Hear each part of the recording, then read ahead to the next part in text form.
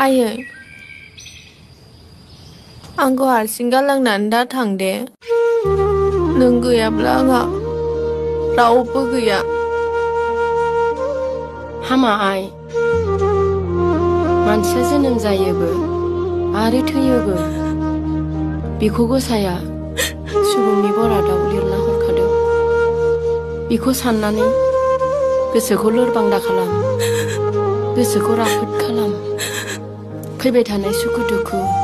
बायदि थासारिखौ सौसिनो बिसो सासे मानसिनि ओंथि गोनां जिउ आयै जोंनि बरादा मानो बिदि गासिबनिबो बरादा सुखु दुखु दङ रां गोनांनिया जुदा गोरिबनिया जुदा नाथाय बिसोरहाबो गोरबो बायफ्लेनाय दुखु दङ मिथिबाय जाम्बि